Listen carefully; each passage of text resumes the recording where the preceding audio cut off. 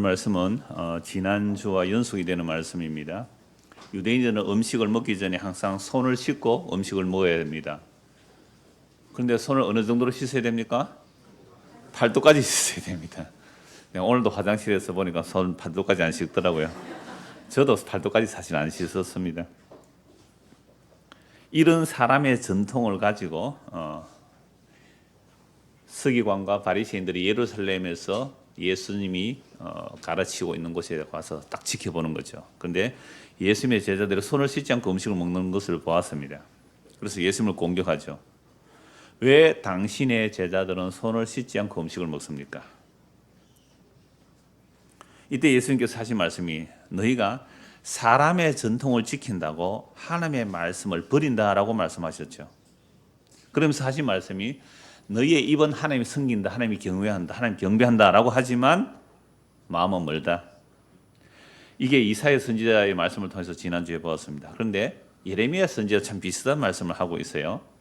입으로는 사랑한다고 하지만 마음은 멀어요. 여러분 우리도 그럴 때 있지요? 네, 친구들, 우리 유학생들 오빠야 좋아해 하면서도 마음은 엉뚱 사람 갈 수 있잖아요. 그런 적 없어요?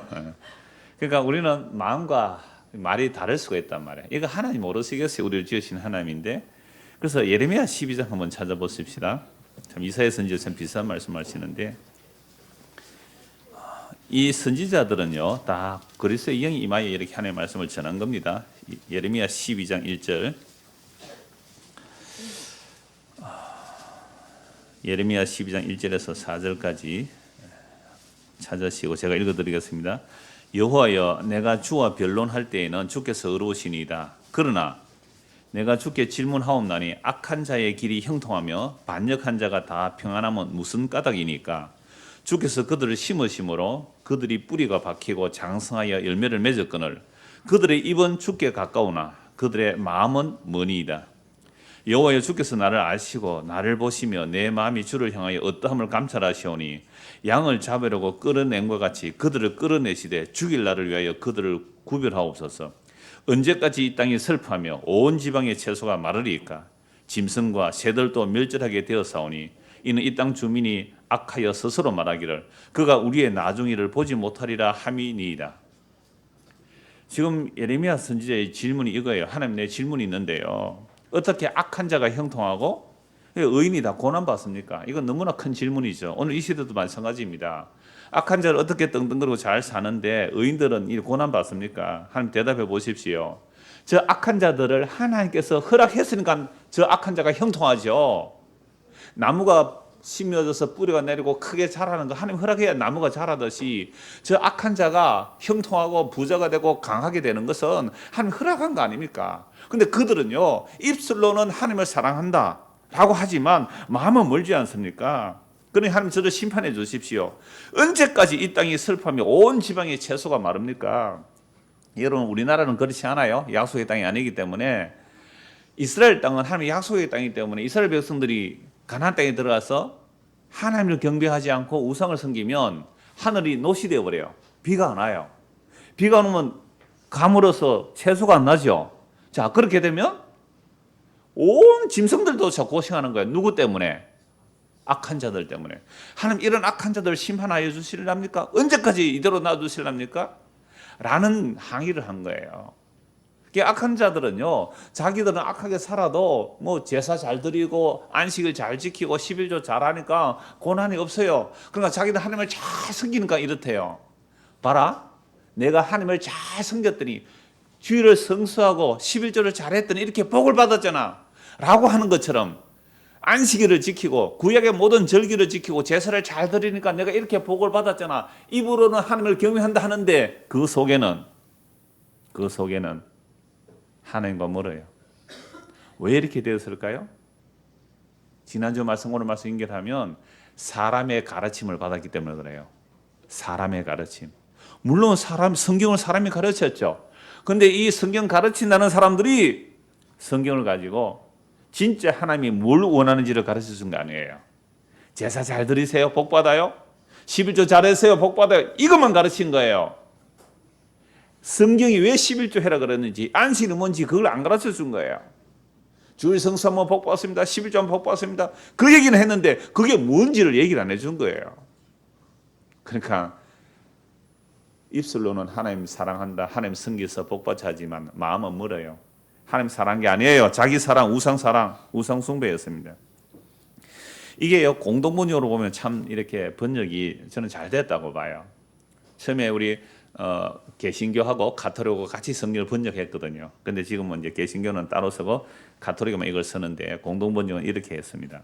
1절에서 4절 제가 천천히 읽어드릴게요. 야훼님, 공동번역에서 야훼라고 해요. 그냥 하나님이라고 하느님이라고 하는데요. 원래 처음에 같이 쓰기로 해서 번역했는데 지금 따로 쓰고 있습니다. 야훼님, 제가 아무리 시비를 걸어도 그때마다 옳은 것은 하나님이셨기에 법 문제 하나 여쭙겠습니다. 제가 하나님께 뭔가 따지면 항상 하나님 옳더라는 거예요. 그런데 이제 내가 법 문제 하나 따져보겠습니다. 어찌하여 나쁜 자들이 만사에 성공합니까? 사기밖에 칠 줄 모르는 자들이 잘 되기만 합니까?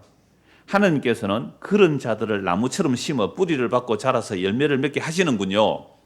그런 자들은 말로는 하나님과 가까운 채 하면서 속으로는 멀리 떠나가는 것들인데 말입니다. 야훼여, 주께서는 제 속을 환히 들여다보십니다. 제 마음이 주께 있다는 것을 시험하여 보아서 아시지 않습니까? 저것들을 양처럼 끌어다 죽여버리십시오. 갈라내었다가 그날 당장 죽여버리십시오. 언제까지 가뭄 든 이 땅을 내버려 두시렵니까? 들풀이 다 마르게 내버려 두시렵니까? 이 땅에 사는 사람의 잘못으로 짐승이나 새가 죽어 없어져야 되겠습니까? 어떤 일을 하여도 주께서 보지 못하신다고 저들은 떠들어대고 있습니다. 이게 악인의 형통입니다. 내가 무슨 짓을 해도 하나님 안 보더라. 내가 악을 해도 하나님 벌 안 주더라.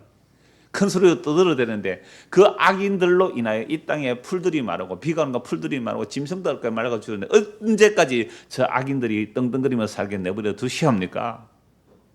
이게 예레미야 선지자의 질문이었습니다. 시편 73편 아삽의 질문이었습니다. 하박국 선지자의 질문이었습니다. 시편 37편에도 이러합니다. 욥이 이런 질문이에요.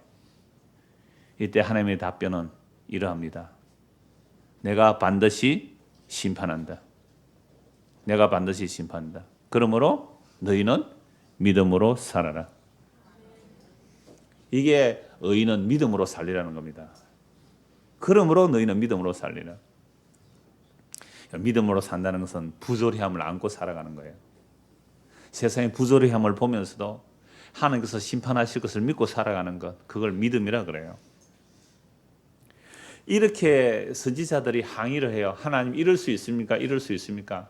그렇게 따지면 항상 하나님은 답변을 하시는데 엉뚱한 답변을 하세요. 어떻게 답변을 하신다고요? 믿음으로 살아라.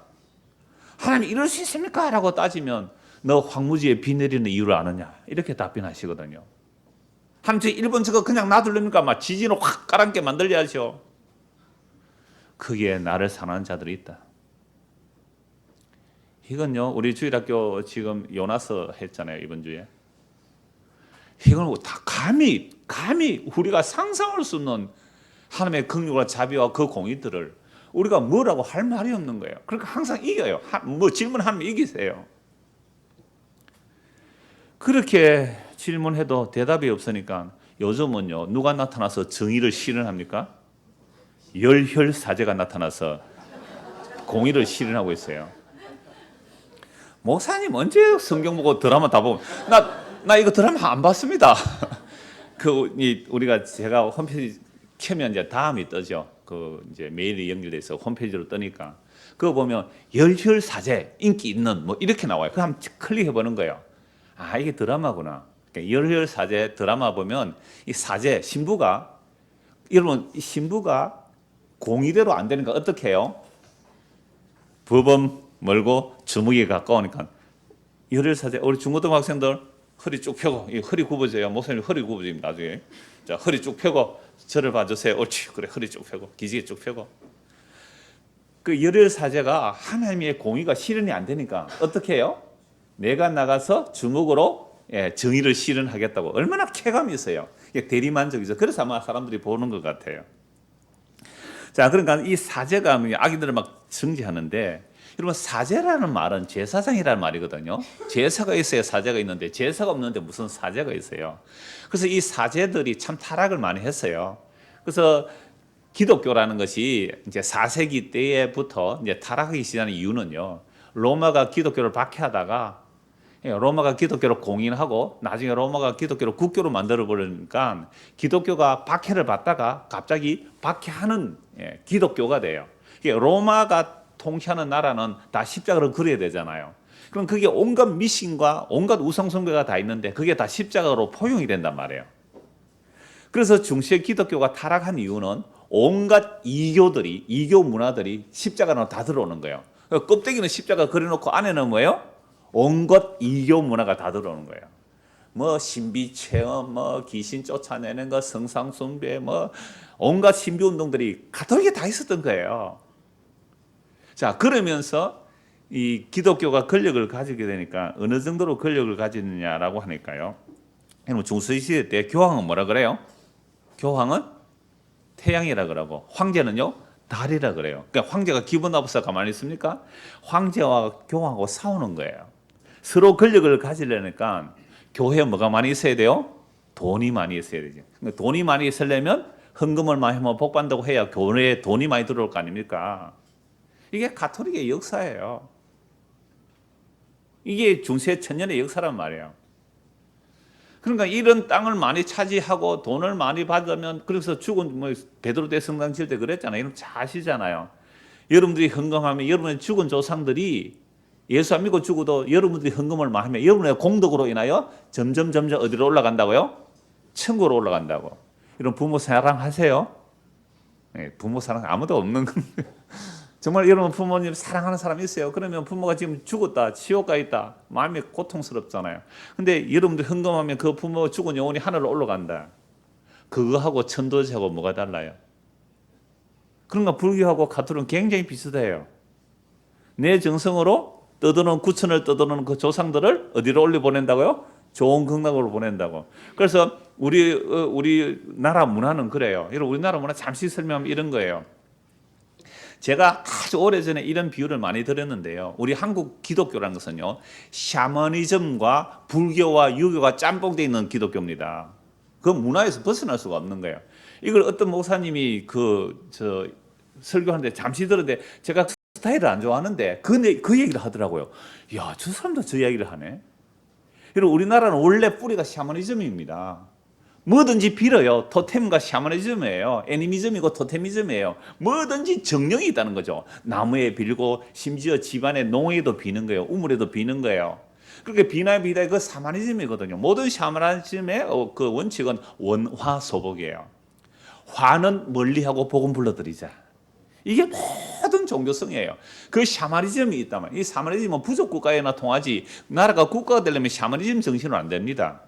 그래서 뭐가 오느냐? 고등종교가 들어와요. 그래서 들어온 고등종교가 뭐예요? 불교예요. 그럼 우리나라 불교가 순수 불교일까요? 샤머니즘적 불교일까요? 샤머니즘적 불교. 그래서 진짜 불교를 연구하는 사람은 이 한국 불교는 완전히 타락한 불교예요. 샤머니즘적 불교예요. 그래서 그 유명한 스님은요 이렇게 말했어요. 대한민국에 뭐 1300만의 불교인이 있다고 하지만 나는 130명의 불교인만 남을지라도 뭐 그 숫자는 정확하지 않아요. 나는 정말로 바른 불교가 되기를 원한다. 이게 유명한 그 장군죽비라는 책을 쓰신 그 스님이 저는 이런 분은 스님이라 그래요. 이 스님이 하신 말씀이에요. 타락한 불교예요. 온갖 비나이다. 이런 불교는 비는 게 없어요. 네가 부처인데 네가 깨달으면 부처다라고 하는 거잖아요. 근데 온갖 미신적 불교가 가득해요. 자, 그런데 불교가 타락해요. 놀랍게도 불교는요 철저한 자기 부인이에요. 자기를 부인하고 머리도 깎아버리고 세상 안 보려고 삭가 쓰고 저 산소로 들어가요. 산소로에서 먹을 거 없으니까 탁발을 하잖아요. 그것도 수도의 과정이거든요. 그런데 세상에 불교가 권력을 가지니까 산속이 권력이 되어버려요. 그 경치 좋은 데는 그 불교들이 그죠? 어마어마한 건물을 짓잖아요. 그래서 정치를 좌우해요. 왕들이 절에 가잖아요. 왕비들이 절에 시주하러 가잖아요. 절을 지어주잖아요. 불교가 타락할 대로 타락했습니다. 그래서 이 타락한 불교를 짓밟기 위해서 뭐가 오느냐? 유교가 들어와요. 근데 유교가 들어오는데 유교가 정말 제대로 유교예요. 유교가 종교가 되어버렸습니다. 유교는 학문이에요. 그러니까 그 유교가 조선시대 500년을 삼키고 있었잖아요. 그럼 우리의 뼛속에는 뭐가 가득해요? 유교, 불교, 샤머니즘 뿌리 바탕인데 그 위에 기독교라는 아주 얇은 껍데기만 덮고 있어요. 기독교라는 이름은 덮고 있는데 그 안에 뭐가 있어요? 유교. 이게 장유유서예요. 이게 교회도 장유유서예요. 여러분 장로님 뽑을 때 여러분들 젊은 사람 뽑았어요? 나이 많은 사람 뽑았어요? 근사님 뽑을 때 나이 많은 사람 뽑았어요? 젊은 사람 뽑았어요? 믿음을 본 게 아니란 말이에요. 이분이 정말 복음적이냐? 정말 신앙적이냐? 복음에 바로 섰느냐? 그러면 35세 이상 되면 장로 될 거예요. 근데 그거 안 보잖아요. 왜 그래요? 사람의 전통과 사람의 가르침이에요. 유교적 사고방식이에요. 민주주의 원리도 마찬가지예요. 사람의 전통이에요. 사람의 가르침이에요. 불교적 가르침, 그 뿌리 깊은 밑에 지하수로 가득 흐르는 것은요, 뭐라고요? 샤머니즘이에요. 그러니까 기독교라는 껍질 딱 조금만 벗겨보면 안에 뭐가 있어요? 유교적 사상, 예? 불교적 사상, 샤머니즘 사상이 가득 차고 넘쳐요. 로마가 그랬단 말이에요. 껍데기는 뭐예요? 십자가 걸어놨는데 그 안에는 뭐가 가득해요? 온갖 이방의 신비주의와 종교성이 다 들어와 있는 거죠. 그래서 타락한 겁니다. 온갖 성경의 것이 가득 들어와 있어요. 그래서 많은 종교개혁자들이 종교개혁을 할 때에 지난주에도 말씀드렸죠. 무엇으로 돌아가자? 성경으로 돌아가자. 그리고 인간의 행위가 아니다. 이 신칭이 오직 믿음으로서 의롭다를 받는다. 오직 믿음으로 의롭다 받는다. 오직 은혜다. 오직 성경이다. 오직 하나님께 영광이다. 이런 식으로 종교개혁 했을 때 가장 중요한 이유가 뭐라고요? 성경으로 돌아가자. 성경으로 돌아가자. 성경을 보자. 성경에 없는 것은 인간의 전통과 가르침을 다 폐해버리자 라는 것이 종교개혁이거든요. 그러면 그런 종교개혁을 하고 지금 500년이 지났습니다. 원래 501년째예요. 501년이 지나면서 종교개혁을 한 개혁주의에 또 전통이 있어요? 없어요? 있어요. 개혁주의 전통이 또 있단 말이에요. 500년 동안 사여진 사람의 가르침과 개혁주의 전통이 또 흐르고 있습니다. 오늘 본문을 보겠습니다. 마가복음 7장 9절입니다. 또 이르시되 너희가 너희 전통을 지키려고 하나님의 계명을 잘 저버리는도다. 중세 교회가 타락했을 때에 교회가 타락할 수는 없어요. 사실 어폐가 있는 말이에요. 교회란 성경적 교회란 예수님의 피로 값주고 산 성도가 교회거든요. 그러나 기독교로 갑시다. 기독교 중세 기독교가 타락한 것은 왜 타락했다고요? 그 교회의 전통, 사람의 가르침을 가지고 하나님의 계명을 버린 거예요. 그러면 2000년 전에 예수님께서 이 말씀하실 때 유대인들은 모세의 전통으로부터요. 모세는 약 1500년 전의 사람이에요. 2000년 전에서 그 시대 예수님 당시의 사람들 모세가 1500년 전의 사람인데 모세는 누구로부터 하나님의 말씀을 받았어요? 모세는 누구로부터 말이 아니네. 모세는 누구한테 말씀을 받았어요? 하나님의 말씀을 어디서? 시내산에서. 그래서 모세를 부인할 수는 없는 거예요. 모세가 하나님의 말씀을 창세기, 출애굽기, 레위기, 민수기, 신명기 모세가 하나님의 말씀을 받아서 전했기 때문에 모세의 가르침을 벗어나면서 누구를 벗어나는 거예요? 하나님의 가르침을 벗어나는 거예요. 그런데 기록된 율법만 받은 것이 아니라 모세는 뭘 받았다고요? 모세는 뭘 또 받았어요? 구전율법을 받았다. 기록된 문서율법만의 구전율법을 받았다. 이게 예수님 당시에도 그 사상이 있어요. 그래서 AD 한 1세기 말, 그러니까 200년이죠. 지금부터 한 1800년 전에 유대인들 사회 속에서 미시나를 만드는 거예요. 그 미시나가 뭐냐 하면 장로들의 전통과 유전들, 예수님 당시에 문서로 마련되어 있지 않지만 수많은 미시나가 있어요. 구전된 전통. 모세가 시내산에서 하나님께로부터 구전된 율법을 받았는데 그 구전된 율법 모세가 선지자들에게 전해준 것이고 그 선지자들이 유대인 70명의 공의의 회원들이 준 거다. 그러니까 유대인 70명의 공의의 회원들에게는 무슨 권위가 있어요? 모세의 권위가 있어요. 모세의 권위는 하나님의 권위예요. 그래서 공의의 회에서 부칙을 만들어내는 거죠. 부칙을 만들어내면 이것이 율법과 동등한 권위가 있는 겁니다. 그래서 이거 너희들 어기면 뭘 어긴 거죠? 율법 어긴 것이고 율법 어긴 것은 하나님을 어긴 것이다. 이게 뭐라고 하고요? 사람의 전통과 가르침. 사람의 전통 가르침 가득했어요. 너무너무 많아요. 오늘 말씀도 한번 보실까요? 13절. 너희가 전한 전통으로 하나님의 말씀을 폐하며 또 이 같은 일을 어떻게 해요? 많이 행한다. 하나님의 말씀이 아닌 사람의 전통과 장로들의 유전을 가지고 하나님의 말씀을 폐하는 것들이 한두 개랍니까? 많다 그랬습니까? 많다. 그렇다면 오늘 저와 여러분들이 이렇게 오늘 여기 교회당에 모였어요. 우리는 구교입니까? 신교입니까? 신교라, 개신교라 그래요. 가톨릭이 아니라 개신교라. 개신교 중에도 우리는 장로교예요, 침례교예요? 장로교죠.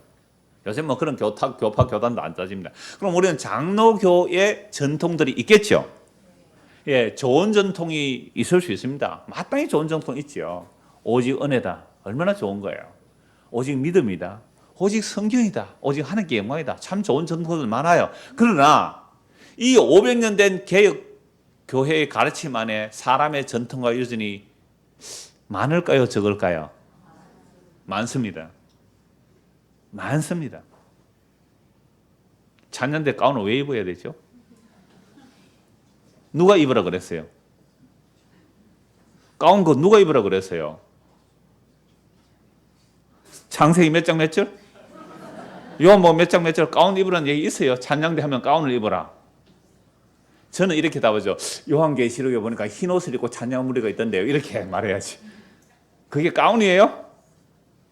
아니잖아요. 그 마커 그 누가 그 그리라 그랬어요, 이거 마커. 하프 모양인데, 그죠? 하프 모양인데.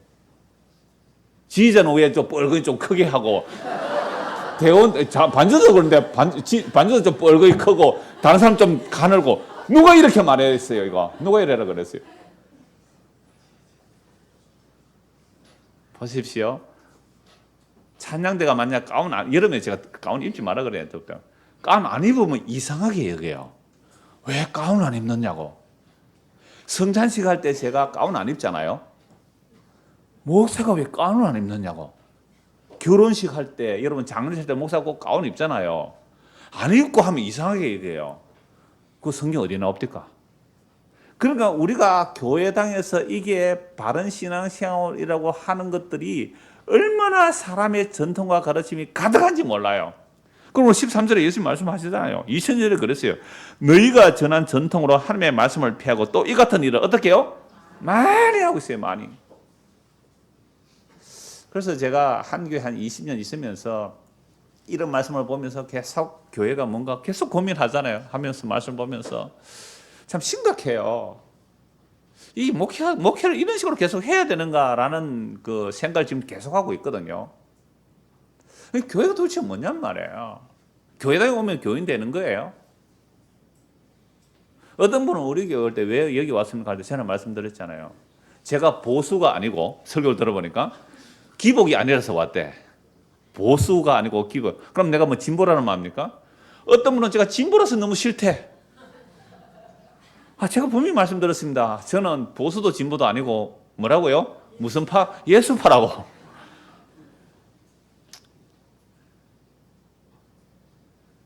그러니까 사람들은 제가 종종 말하잖아요. 이 종교시장이에요. 이 늘푸른교도 종교시장이에요. 지난주 금요일 날, 목요일 날 경기도 모임 왔을 때에 저 빼고 목사님이 7분이 있었어요. 저까지 8명이었어요. 참 감사한 것은 뭐 나이 든 목사님도 두세 사람 계셨는데 젊은 목사가 온다는 너무 기뻤어요. 30대 중반, 초반, 중반 젊은 목사 한 5, 6분이 와요. 얼마나 감사한지. 그런데 이랬어요. 당신들이 복음 전하면 세상이 말하는 목회 성공이라는 것은 꿈꾸지 마십시오. 목회 성공 꿈꾸지 마십시오. 밥은 먹이고 살림 하나님께서 먹고 입을 거 하나 주신다고 하셨으니까. 그런데 목회 성공 꿈꾸지 마십시오. 그리고 복음 아는 이것도 하나의 상품이 될 수 있습니다. 틈새 시장을 노리십시오. 뭐 내가 복음 위해서 헌신 쓰고 봉사했다 그런 소리 하지 말라고. 저도 한 10년 전에 그게 깨졌어요. 10년 전에. 뭐 나 복음 전하니까 이렇게 참고 저렇게 참아야지. 그 자기 의가 쌓이는 거예요. 그게 자기 의. 그냥 틈새 시장 노리십시오. 틈새 시장 노리는데 우리는 예수님의 그 십자가의 복음 그거 바로 결산하고 갑시다. 그러니까 종교 시장이에요. 여러분들이 늘푸른교회 왔다는 것은 틈새 시장을 노리고 온 거예요. 제가 틈새 시장의 상품을 내놓았거든요. 그게 뭐라고요? 십자가 복음이라는 거. 십자가에서 다 이루었다는 거.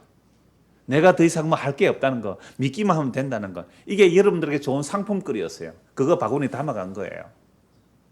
그러니까 내가 그걸 선택해서 담아갔다면 이건 우리는 역시 복음 들어도 뭐예요? 종교 생활한 겁니다. 취미 생활한 거예요. 그런데 놀랍게도 오늘 우리의 만남과 또 말씀의 나눔 속에서 내가 원치 않는 것이 담겨가요. 나는 이마트 가서 카트에 내가 원하는 걸 가득 담아서 왔는데 집에 와서 보니 엉뚱한 게 담겨 있어요. 오늘 우리가 여기 왔을지라도 전혀 다르게 지나가는 사람 말 한마디가 내 마음에 들어와서 담겨 있을 수 있어요. 예상치 않게, 의도치 않게. 그러면 설교 본문 이거 기록은 다 합니다만 이 전혀 오늘 예상치 않는 말이 벌써 50% 넘게 나갔거든요. 제가 방송국에 녹음할 때요, 때로는 눈 감고 합니다. 원고 있지만 방송 원고 안 봐요. 그냥 30분 합니다. 눈 감고 해버립니다. 예상치 않는 것, 예기치 않는 것, 내가 원치 않는 것이 담겨질 때 그건 하나님께서 저와 여러분 안에 성령으로 역사하셔서 그 말씀 하나 마음에 새기는 거예요. 새 언약의 일이란, 십자가의 복음의 일이란 그 주인공이 친히 하시는 일이지 내가 이렇게 하면 먹혀들 거야. 천만의 만만의 말씀입니다. 나 이렇게 준비하면 잘 받아들일 거야. 천만의 만만의 말씀이에요. 지금도 살아계신 그분께서 자기 백성에게요, 놀랍게도 이 십자가 복음이라는 틈새 시장이 아닌 진짜 종교 시장, 그 다양한 종교 시장이 있을 때에도 다른 얘기는 하나도 안 들리고 오직 예수 그리스도의 십자가의 공로로만 의롭다는 받습니다. 요것만 딱 담아갈 수 있어요. 그 사람은 성당에 다니도 구원받는 거 아니에요. 그런 사람은 구원파 다니도 구원받는 거 아니에요. 제가 요즘 어떤 분과 상담하는데요, 세상에 구원파 다니면서 구원에 확신이 없어서 오신 분이 계세요. 무슨 말씀인지 모르는 것 같은데, 구원파 다니면서 구원에 확신이 없어서 오셨다니까요. 자, 그래서 오늘 보면 10절을 보십시오. 도대체 하나님의 계명을 사람의 전통으로 버리는 게 뭐냐라고 할 때 예수님이 한 가지 말씀하세요. 여러 가지 중에 한 가지. 모세는 내 부모를 공경하라 하고 또 아버지나 어머니를 모욕하는 자는 뭐 한다고요? 죽임을 당한다. 우리 중고등부 학생들 잘 들으세요. 부모를 공경하래요. 그런데 부모를 모독하면 어떻게 한다고요? 죽여버려요. 이게 구약의 출애굽기, 신명기에 많이 나와요.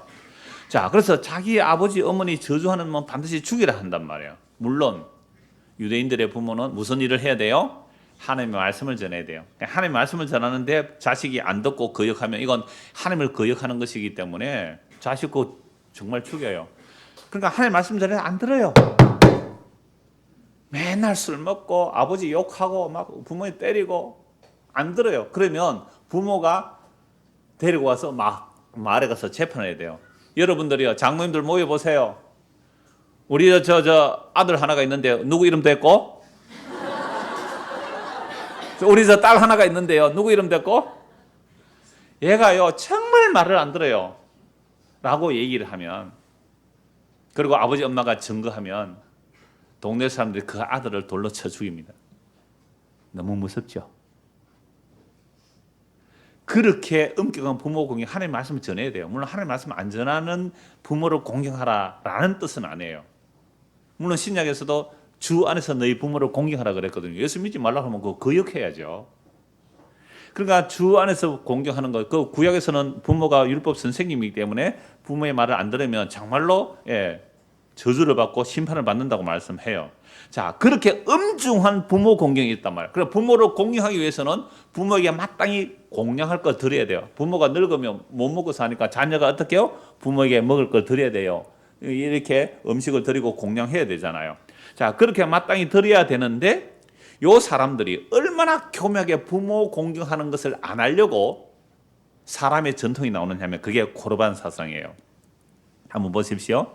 10절, 모세는 내 부모를 공경하라 하고 또 아버지나 어머니를 모욕하는 자는 죽임을 당하리라 하셨거늘 너희는 이르되 사람이 아버지에게나 어머니에게나 말하기를 내가 부모님께 드려 유익하게 할 것이 고르반 곧 하나님께 드림이 되었다고 말만 하면 그만이라 하고 자기 아버지나 어머니에게 다시 아무것도 하여 드리기를 허락하지 아니하여 너희가 전한 전통으로 하나님의 말씀을 피하며 또 이 같은 일을 많이 하는 거예요. 자, 여러분들 부모님에게 우리 자녀들 다 부모의 용돈 보내죠? 보내서 한 명도 없어요. 부모에게 용돈 보내죠? 예, 그런데 그 부모에게 용돈을 보냈는데 그게 아까워요.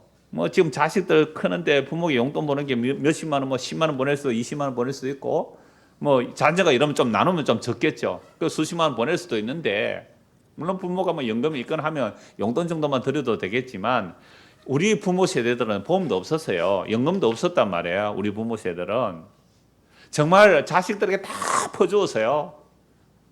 거의 대부분의 부모들이 다 그랬어요. 자식들 다 퍼주었어요. 아무것도 없어요. 근데 부모에게 몇십만 원 쓰기라도 다다리 꼬박꼬박 돈을 보내니까 아까운 마음이 드는 거죠. 이게 인간이에요. 그런데 이 유대인들도 그런 마음이 있는 거죠. 부모에게 마땅히 공경해야 되는데 아까운 거예요. 그래서 뭐라고 해서 안 드립니까? 고르반. 고르반이라는 말 뜻은 하나님께 드렸음이라는 뜻이에요. 하나님께 드렸음. 그래서 이 고르반 사상이 뭐냐라고 하면요, 하나님께 드린 예물이라는 뜻인데, 이스라엘 백성들이 바벨론 포로에서 돌아와서 새로운 성전을 세울 때가 제2성전 시대, 그래서 스룹바벨 시대가 제2성전 시대랍니다. 이때 하나님께 바쳐질 희생 제물을 인간의 유익을 위해서 사사로이 사용하는 것을 차단하려는 금지적인 언어로 사용되었어요. 그러면 바벨론 포로에서 돌아왔어요. 사는 게 힘들죠. 그런데 뭐는 해야 돼요? 성전을 재건해야 되잖아요. 근데 하나님께 마땅히 드려야 할 것을 내가 살기 힘드니까 뭘 먼저 해버린다고요? 내가 사사로이 먼저 서버리는 거예요. 그러니까 성전 재건이 돼요, 안 돼요? 안 되니까 그러면 안 된다. 하나님께 드릴 것을 감히 너희가 마음대로 쓰다니 하면서 고르반. 하나님께 드렸다고 하면 사람이 개인적으로 사사로이 처분할 수 없도록 법을 만들어 버렸죠. 중세시대 비슷하죠. 고르반, 물론 이때는 성전을 재건해라, 스룹바벨 성전이 이제 재건될 때에 사람들이 힘들고 어려우니까 이제 하나님께 드려야 될 것을 자기가 서버리는 거죠. 그걸 못하도록 고르반 사상을 말한 겁니다. 자, 그런데 예수님 당시에도 이 사상이 그대로 이어지고 있는 거예요. 그래서 고르반에서 어떻게 변질되어 나타나느냐 하면, 내가 하나님께 드렸다라고 말함으로 부모 공경할 것을 안 하는 겁니다. 부모에게 드리는 것이 아까워서 그랬던 거죠. 자, 그러면 고르반 해버리면, 예를 들어서 내 자신이 뭐 이제 1억이 있다 합시다. 옛날에 1억은 큰 겁니다. 1억이 있다. 그러면 요게 부모에게 드리려면 부모에게 뭐 얼마 정도 이렇게 드려야 되는데 아까운 거죠. 그래서 고르반 해버리는 겁니다. 하나님께 드렸다 하면 부모에게 처분해서 안 드려도 되는 거예요. 그럼 그 재산은 어떻게 될까요? 살아생전에 처분 못합니다. 내가 죽으면 그 고르반 했던 물건은 어디로 가요? 성전으로 귀속이 되는 거예요. 그러면 요거 누가 좋아하겠어요? 제사장들이. 그죠? 좋아할 거 아니에요. 이게 가톨릭 사상도 이거 비슷해요. 여러분, 가톨릭에는 11조 있어요, 없어요? 가톨릭은 11조 자체가 없습니다. 11조 제도 자체가 없어요, 가톨릭에는. 그냥 자기가 이 주정연금, 우리가 주일날 뭐 정해서 하는, 그러니까 자기가 연보 얼마 하겠다고 작정해서 하는 것은 있지만 11조 자체는 없어요. 그러니까 일상적인 연보는 개신교보다 오히려 적게 나올 수 있어요. 그런데 가톨릭이 돈이 많은 이유는 공로 사상이 있습니다. 보석 사상이 있어요. 그래서 죽을 때 어떻게 해요? 재산 갖다 바쳐버리는 거예요. 그러니까 11조 평생 하는 것보다 죽을 때 몽땅 바쳐버리면 훨씬 큰 수익이 되죠. 그러니까 이 고르반 사상을 누가 좋아한다고요? 제사장들도 좋아하고, 부모에게 다달이 매달 드리는 것이 아까우니까 죽고 났어야 그건 내 알 바 없잖아요. 살아있을 때 잘 먹고 잘 쓰자. 욜로족이에요, 욜로족. 그러니까 그걸 제사장들이 딱 알고 가르쳐 주는 거예요. 야, 부모에게 드리는 것 하나님께 드렸다 하면 부모에게 드리지 않아도 돼. 이게 누구의 가르침이에요? 사람의 전통과 사람의 가르침이에요. 이런 게 교회 안에 많이 있습니까, 없습니까? 많습니다. 많습니다. 너무 많아요.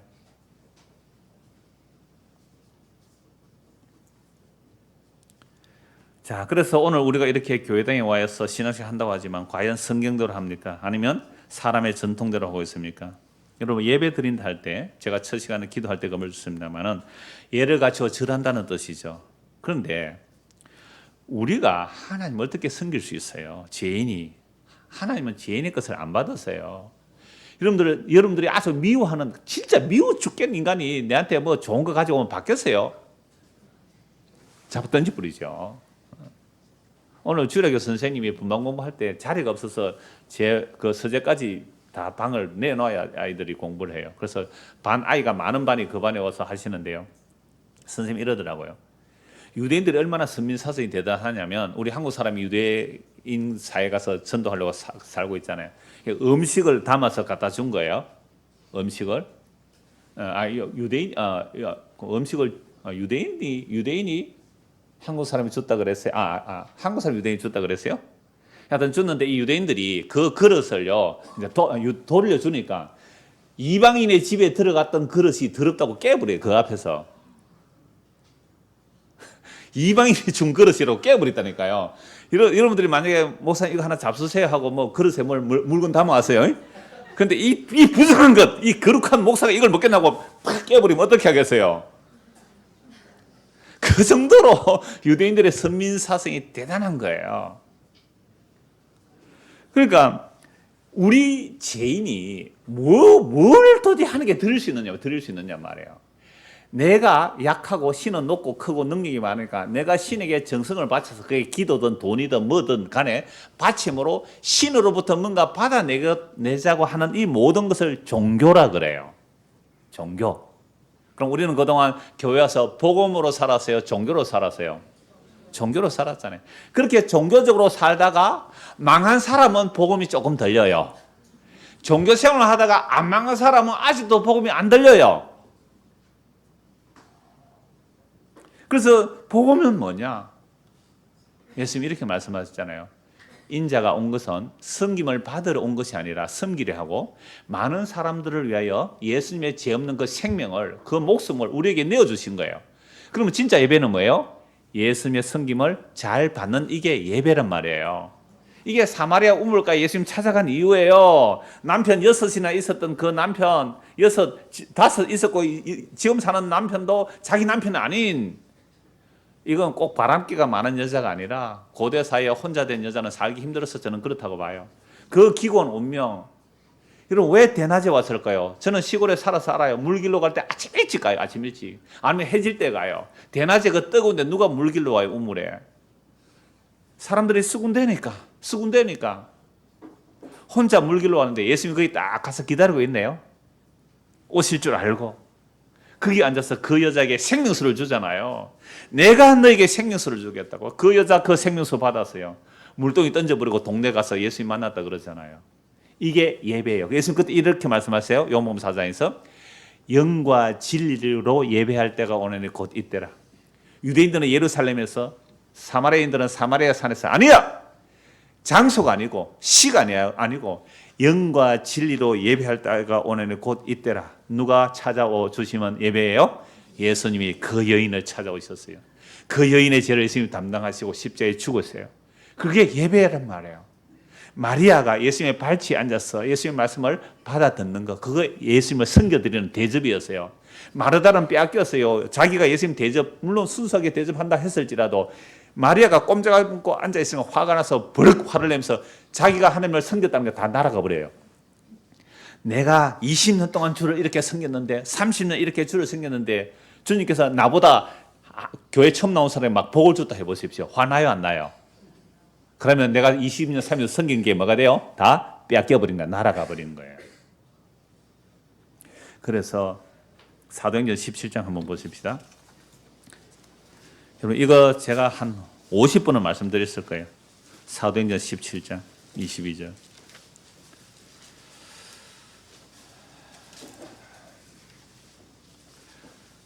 바울이 아레오바고 가운데, 이 광장이라는 뜻이에요. 바위로 된 광장.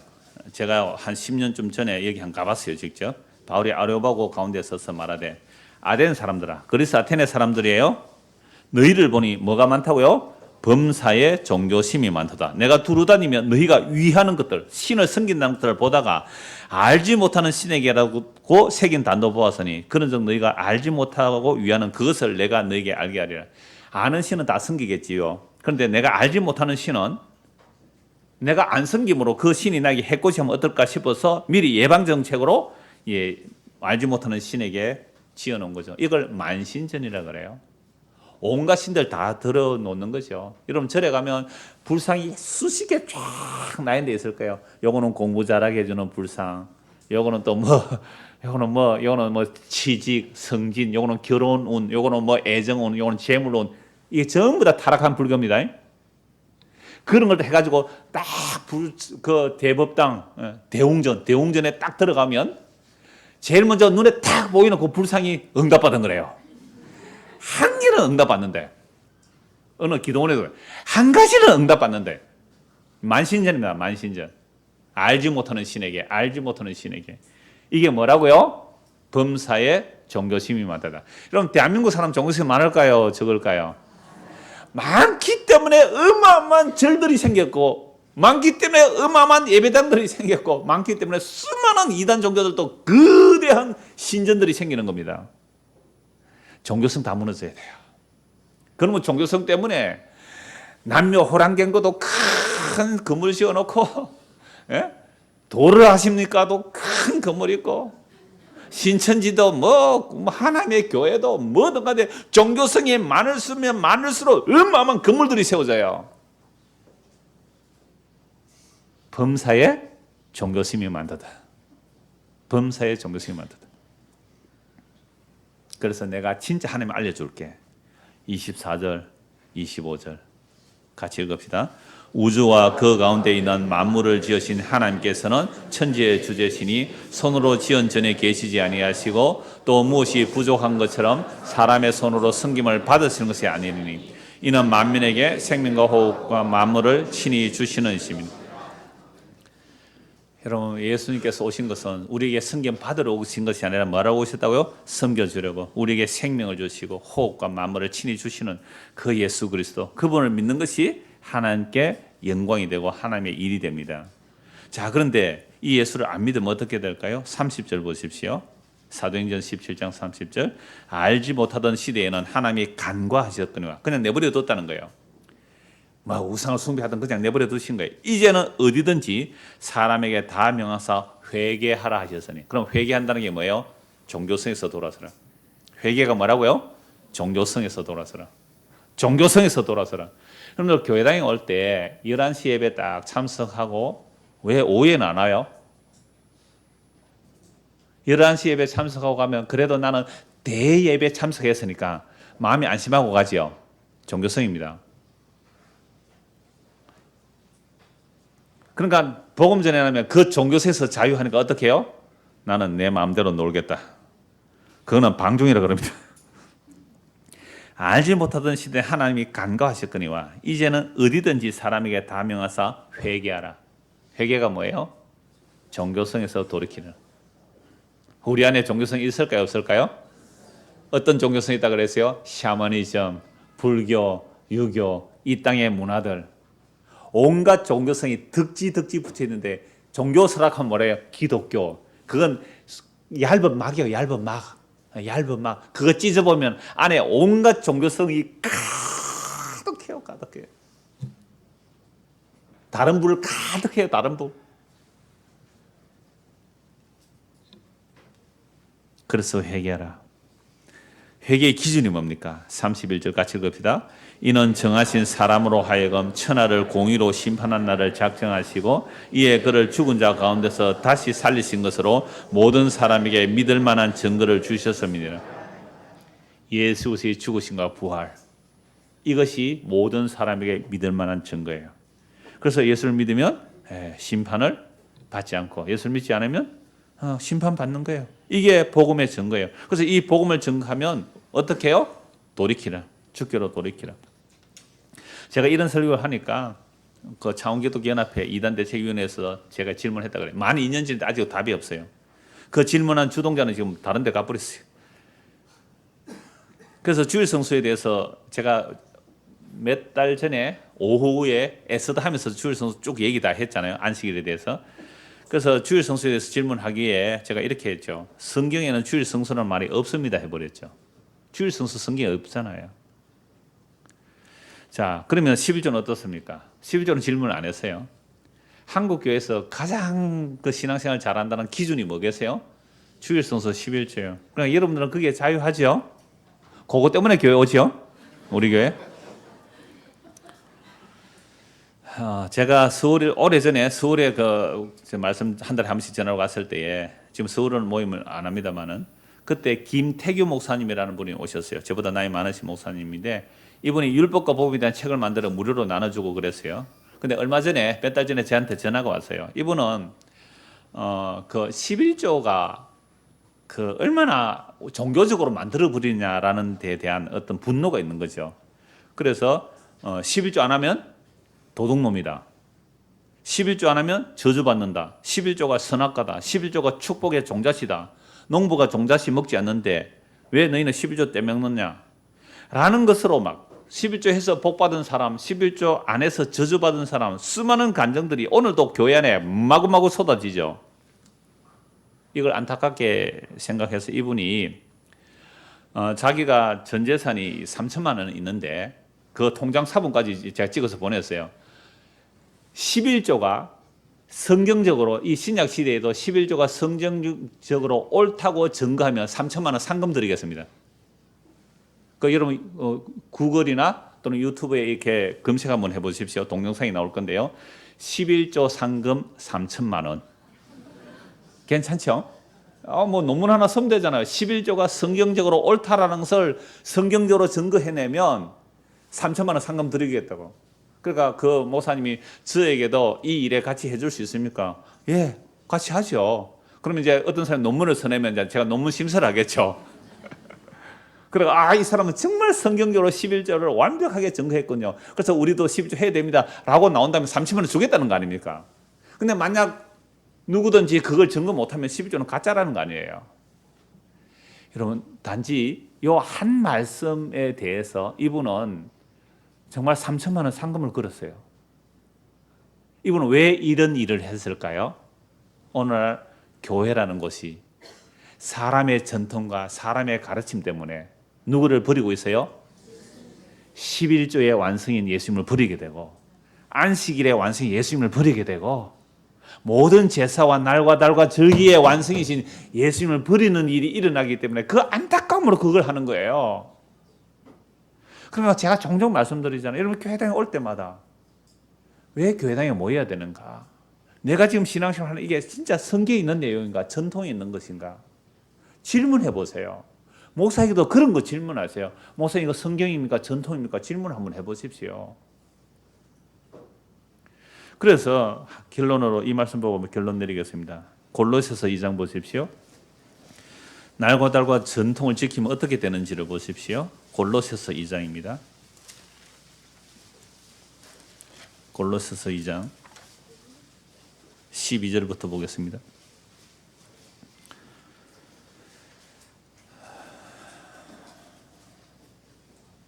6절부터 읽겠습니다. 6절부터. 그러므로 너희가 그리스도 예수를 주로 받았으니 그 안에서 행하라. 예수님 우리의 주인이잖아요. 만유의 주가 되셔. 그 안에서 살아라 이 말입니다. 그 안에서 주 안에서 뿌리를 박아라. 예수 안에서 뿌리를 박아라 말이에요. 거기서 세움을 받고 교훈을 받은 대로 믿음에 굳게 서서 감사함을 넘치게. 이게 신앙의 생활이에요. 우리가 예수를 믿는다는 것은 내가 주로 해서 뭘 해드리는 게 아니잖아요. 예수 안에서 뭐 해야 돼요? 뿌리를 내렸어요. 그러면 이 예수 안에 뿌리를 내려면 어디서 뿌리가 뽑혀야 돼요? 세상에서 썩을 것에서 망할 것에서 흑암의 것에서 뿌리가 뽑혀요. 아픕니까 안 아픕니까? 이거 말할 수 없는 아픔이에요. 그 아픔을 통하여 뽑혀야 돼요. 뽑혀야 돼요. 먼저 뽑히지 않았어요. 우리는 뽑히지 않고 교회 왔어요. 뽑히지 않고 교회 다녀와가지고 세상에 뿌리 받고 있는 거 그 뿌리 더 든든하게 내려서 더 나무가 커서 더 큰 세상의 영광을 차지하려고 교회 왔어요. 그러니까 종교가 가득한 거예요. 예레미야 선지자가 그 얘기했잖아요. 하나님 저 악인들을 하나님께서 심으셨기 때문에 뿌리가 내리고 나무가 커서 남의 땅 다 침범하고 남의 과일 다 침범해서 다른 거 다 죽이고 지 혼자만 살아남아서 홀로 살아남으려고 하는 자는 화 있을진저. 근데 그게 하나님이 허락했기 때문에 그런 거 아닙니까? 그러면 그들은 내가 하나님께 복을 받아 이렇게 승승장구하고 있다고 하는데 입술은 하나님이 경외한다 하지만 마음은 뭡니다. 그들을 왜 심판 안 합니까? 그래, 믿음으로 살아라. 이게 믿음으로 살아라. 우리는 안 뽑혔어요. 세상에서 뿌리가 안 뽑혔단 말이에요. 안 뽑힌 채로 교회당에 나와서 비나이다 하고 있었던 거예요. 절에 가는 사람이 세상에서 뿌리 뽑히기 위해서 절에 갑니까? 성당에 가는 사람이 세상에서 뿌리 뽑히기 위해서 갑니까? 산신당에 가서 비는 사람들이 나는 땅에서 뿌리 뽑혀야 됩니까? 그래 가는 사람 봤습니까? 교회당에 오는 사람이 나는 세상에서 망해야 돼요. 뿌리 뽑혀야 돼요. 그리스도 안에 심어져야 돼요. 그렇게 오는 교회 오는 사람 한 사람도 봤습니까? 저도 어려서 그렇게 안 다녔어요, 교회. 저는 지옥 가기 싫어서 열심히 다녔어요. 그러니까 나는 내가 날 사랑해서 교회 다닌 거죠. 이걸 한마디로 종교성. 제발 교회 오시면 나의 근거가 되는 땅. 이 오해 딱 말씀드릴게요, 오늘. 정함과 부정함이 뭔지, 정함과 부정함이 뭔지. 땅에서 떨어지는 거예요, 땅에서 떨어지는 거. 그게 정한 거예요. 땅이 뿌리 받고 내리는 거, 이 부정한 거예요. 그리스도 예수 안에서 뿌리를 박으며 시험을 하고, 예수님의 뿌리 박으려면 뭐 한다고요? 뿌리가 뽑혀져야 돼. 뿌리가 뽑혀져야 돼. 네가 지금 생각하는 그 계획, 뜻, 꿈 그거 뽑혀져야 돼. 예수 안에 뿌리 내려야 영원한 생명 얻어. 그게 예수 믿는 거야. 나는 이 땅에서 행복하고 성공하고 부자 되고 멋있게 살고 싶었지. 그게 바로 마귀가 심어준 생각이야. 제가 어떤 학생을 얘기했기 때문에 이랬습니다. 이게 예수 믿는 거예요. 근데 이걸 누가 환영하겠어요? 누가 좋아해요? 한 사람도 안 좋아합니다. 우리 안에 종교성이 가득해요. 그걸 주께서 창세전에 그리스도 안에서 택한 자들은 뽑아내는 거예요. 뽑아내요. 그래서 그리스도 안에서 심으세요. 그래서 우리는 오늘도 이 물을 마시는 거예요. 심는 자가 있고 물 주는 자가 있듯이 이 물을 마시는 거예요. 그러면 예수 안에서 뿌리가 박혀서 예수 그리스도로 인한 그 말씀을 듣고 이제 자라요. 어디서 뿌리 내리라고요? 예수 안에서 뿌리 내리라고요. 예수 그리스도 안에 뿌리 내리라고요. 그래서 어떤 그림 보니까요, 나무가 있는데 뿌리가 하늘에 뿌리를 내리고 있더라고요. 땅에서 완전히 거꾸로. 그 사람 보고 이해한 것 같아요. 주여. 그 안에 뿌리를 박으며 시험을 받아 교훈을 받은 대로 믿음에 굳게 서서 감사함을 넘치게 하라. 누가 철학과 헛된 속임수로 너희를 사로잡을까 주의하라. 철학이 뭐예요? 사람들의 생각이에요. 이론들이에요. 세상 사람들의 이론이에요. 우리는 모두가 철학자들이에요. 개똥 철학이지만 전부 철학자들이에요. 자기가 최고의 철학자래요. 말 듣는 줄 아세요? 절대 안 듣습니다. 어느 인간이 말 듣습니까? 안 들어요. 그런데요. 그렇지만 그래도 그건 아니지요, 목사님. 아무리 성경 말씀 전해보세요. 그건 목사님 네 생각이고 그건 님 생각이고 알바를 할 때 대충 놀다가 시간만 때우자. 그건 님 생각이고 알바도 직업이에요.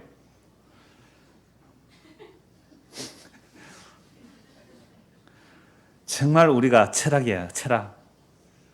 헛된 속임수. 마귀는 처음부터 속이는 자거든요. 마귀는요, 야, 너 예수 믿고 땅에 뿌리를 든든히 내리고 너가 성공해서 사람들에게 많은 영향력을 끼쳐야 되고 너는 신앙의 명문가가 되어서 사람들이 존경하는 사람이 되어야 돼. 땅에 더 뿌리 깊이 내려. 그래서 더 많은 열매를 맺어. 아니요. 그 뿌리가 뽑혀야 돼요. 뽑혀서 그리스도에 심어져야 해요. 이 얘기 안 하면 그거 헛된 속임수예요. 이거 누구나 좋아하는 얘기들이거든요. 헛된 속임수예요. 그 헛된 속임수로 너희를 사로잡을까 주의하라. 이것은 뭐예요? 사람의 전통. 바로 나오죠? 사람의 전통. 세상의 초등학문을 따르며 그리스도를 따름이 아니라 불가능한 일을 우리에게 말씀하고 있죠. 사람의 전통. 지금까지 우리가 교회 다니면서, 아니 오늘 아침까지 우리는 뭐를 따라 교회 다녔어요? 사람의 전통. 이 마귀가 속이고 있어요. 세상에 가르치면 내 뿌리가 흔들리면 안 돼요. 내 뿌리 뽑히면 안 돼요. 그 뿌리 잘라야 돼요. 뽑아내야 돼요. 그래서 예레미야 선지자에게 뽑고 파괴하고 파멸하고 무너뜨리고 그리고 큰 사람을 심는 거예요. 뽑히지 않고 더 내리게 해달라고요. 그걸 기도한다고요? 그거 예배 바쳐서 정성 바쳐서 그거 더 뿌리 내리게 해달라고요? 그래서 11년 정성을 바쳤어요? 예배 정성을 드렸어요? 예배 성공하자고요? 예배 진짜 성공한 아벨 돌에 맞아 죽어요. 형님한테. 정말 예배 성공한 예수님은 십자가에 못 박혀 죽어요. 서대한 돌에 맞아 죽어요. 예배 성공하면 그렇게 됩니다. 그런 예배 드릴 사람이 누가 있겠어요? 그래서 우리의 전통입니다. 세상의 초등학문이고 이 세상의 철학이고 헛된 속임수에 마귀가 그렇게 해요. 그리스도를 따르는 게 아니에요. 예수께서 안에는 신성의 모든 충만이 육체로 가시고 너희도 그 안에서 충만해졌으니 그는 모든 통치자와 근세의 머리지라. 예수가 우리의 머리예요. 머리에서 잘리면 그게 몸이에요. 또 그 안에서 너희가 손으로 하지 아니한 할례를 받았으니 곧 육의 몸을 벗는 것이요 그리스도의 할례니라. 너희가 세례로 연합이에요. 그리스도와 함께 장사되고 예수님과 죽었어요. 세상에 대해서 죽었어요. 세상에서 뿌리가 뽑혔어요. 또 죽은 자들 가운데 다시 그를 일으키신 하나님의 역사를 믿음으로 말미암아 그 안에서 함께 일으키시는 바다 세상에 뽑혔어. 그래서 안에 심겼단 말이에요. 십자가에 죽으신 거 부활이 그 일을 한 거예요. 우리가 세상에 대해서 죽었고 뽑혔어. 그리스도 안에 심어진 거. 이게 부활이에요. 십자가에 죽은 거 부활이에요. 또 범죄와 육체의 무할례로 죽었던 너희를 하나님이 그와 함께 살리시고 우리의 모든 죄를 사하시고 우리를 거스르고 불리하게 하는 법조문으로 선 정서를 지우시고 제하여버리사 십자가에 못 박으시고 통치자들과 권세들을 무력하여 드러내어 구경거리로 삼으시고 십자가로 그들을 이기셨느니라. 모든 율법 이상 불리해요. 우리에게. 그걸 지우고 제거하고 십자가에 못 박아버렸어요. 그런데 사람의 전통이 따라 있다고요. 아직도? 사람의 전통 날아가야죠. 십자가에 날아가야죠. 16절. 그러므로 먹고 마시는 것과 절기나 초하루나 안식을 이유로 누구든지 너희를 비판하지 못하게 하라. 안식을 끝났다. 절기 초하루. 이것들은 장래일의 그림자이나 몸은 그리스도의 것이나 또 구약은 다 그림자예요.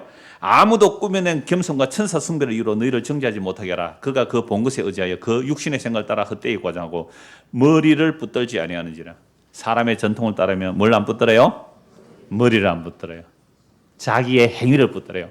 자기 종교성을 붙들어요. 자기 율법 지킴을 붙들어요. 자기의 정성을 붙들어요. 자기 기도 시간을 붙들어요. 나 설교 이렇게 했는데 그거 붙들어요. 나 복음 전했는데 그거 붙들어요. 이게 전부 세상의 헛된 속임수 철학이에요. 사람의 가르침이에요. 전통이에요. 마귀한테서 온 거예요. 이게 전부 다 머리를 붙들지 않습니다. 머리를 붙들지 아니한지라 온 몸이 머리로부터 말미암아 마디와 힘줄로 공을 받고 연합하여 하나님이 자라가심으로 자라느니라. 너희가 세상의 초등학문에서 그리스도와 함께 죽었거든. 어찌하여 세상에 사는 것 같이 아직도 사람들의 전통과 사람의 관습과 사람의 규례를 따르느냐. 붙잡지도 말고 맛보지도 말고 만지도 말라 하는 것이니. 요거 오늘 오해합니다. 뭐가 정한지 부정한지 그거 만지면 부정해. 만지지 마. 맛보지 마. 그런 것들. 이 모든 것들은 한때 쓰이고 없어지느니라. 사람의 명령과 가르침을 따르느냐. 너무 무섭지 않아요? 오늘 계속 나오는 말씀들이 뭐예요?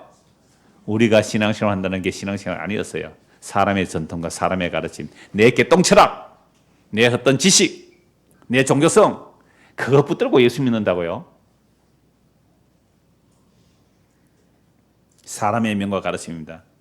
이런 것들은 자의적 숭배, 스스로 지가 숭배하겠다는, 스스로 하나님 섬기겠다. 자의적 숭배예요. 자의적. 누가 그 성령 받는다 해서요? 스스로 막 겸손하게 막 몸을 괴롭히고 막 금식하고 이게 끝대기는 지 있는 모양이나 오직 육체에 따르는 것을 금하는 데는 조금도 유익이 없느니라. 그러므로 너희가 그리스도와 함께 다시 살리심을 받았다면 무엇을 찾으라고요? 위의 것을 찾으라. 거기는 그리스도께서 하나님의 우편에 앉아 있느니라. 위의 것을 생각하고 땅의 것을 생각하지 말라. 이는 너희가 땅에 대해서 죽었고 너희 생명이 그리스도 안에 함께 감춰졌습니다. 우리 생명이신 그리스도께서 나타나실 그때에 너희도 그와 함께 영광 중에 나타나리라. 그러나 사람의 가르침과 전통은 탐심이에요. 탐심은 우상숭배, 멸망이에요. 그래서 그 탐심에서 뿌리가 뽑혀 그리스도 안에 심어진 자들은 위의 것을 찾아라. 거기는 그리스도가 계시고 우리의 생명이 그리스도 안에 있다면 반드시 위의 것을 찾게 돼 있어요. 그러한 자들은 우리의 생명이신 그리스도께서 나타나실 그때에 너희도 그와 함께 영광 중에 나타나리라. 이 말씀이 저와 여러분의 마음에 새겨지기를 소원합니다. 기도하겠습니다. 하나님 아버지, 우리가 몇 대를 이어서, 아니 몇백 년을 이어서, 수천 년을 이어서 이게 진리라고, 이게 사람의 바른 가르침이라고, 전통이라고 배웠지만 그런 것들이 얼마나 예수 그리스도의 머리에서 끊어내려고 하는 교묘한 사탄의 계략인지 알게 해주시고, 참으로 우리의 눈과 귀를 열어주셔서 하나님의 말씀이 무엇을 말하는지 밝히 보고 분별하며 그 말씀이 우리 마음에 새겨지도록 은혜를 베풀어 주시옵소서. 그래야 사람의 가르침이 아닌 머리가 되신 그리스도의 가르침을 따라 살아가는 우리 모두가 되도록 은혜를 베풀어 주시옵소서. 예수 그리스도를 받들어 기도드리옵나이다. 아멘.